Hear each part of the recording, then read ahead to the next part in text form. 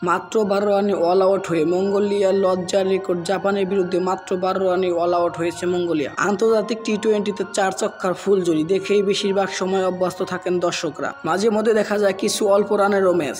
এই যেমন জাপানের বিপক্ষে মঙ্গোলিয়ার ১১ ব্যাটার মিলে করেছেন মাত্র ১২ রান, যা আন্তর্জাতিক টি-20তে দ্বিতীয় সর্বনিম্ন রানের রেকর্ড। সবচেয়ে কম ১০ রানে অল আউট হওয়ার রেকর্ড আইল অফ ম্যানের। আইরিশ সাগরে অবস্থিত স্বাগতিক অঞ্চলটি ২০২৩ সালের ফেব্রুয়ারিতে স্পেনের বিপক্ষে ৮ ওভার ব্যাট করে ১০ রানে অল আউট হয়েছিল।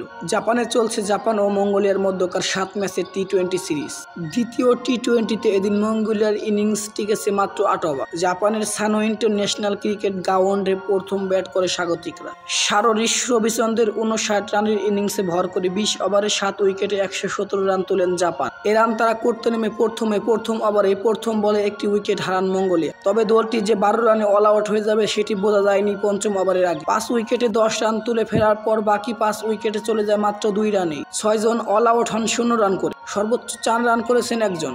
জাপানের হয়ে ৩ ওভার বল করে ৭ রানে ৫ উইকেট নেন বাঁহাতি পেসার কাজুমা কতো স্টাফোর্ড। ফলে ২০৫ রানের বড় ব্যবধানে জয় পায় জাপান। প্রথম টি-20তে মাত্র ৩৩ রানে অল আউট হয়েছিল মঙ্গোলিয়া। সর্বনিম্ন রানের পাশাপাশি দ্বিতীয় সর্বনিম্ন রানে অল আউট হওয়ার রেকর্ড লিখেছে তাদের মঙ্গোলিয়া। সর্বনিম্ন রানের পাশাপাশি দ্বিতীয় সর্বনিম্ন বলে অল আউট হওয়ার রেকর্ড নাম লিখেছেন মঙ্গোলিয়া।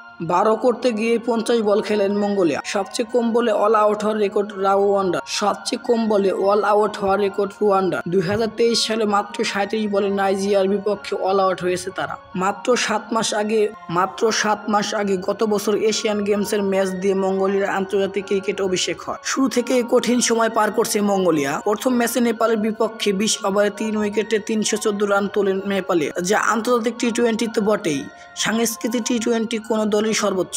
নেপালের দীপেং সিংহের ৯ বলে 50 সাংস্কৃতিক টি-20 দ্রুততম সেঞ্চুরি। এখনো আন্তর্জাতিক ক্রিকেটে কেউ পারেনি ৯ বলে সেঞ্চুরি করতে।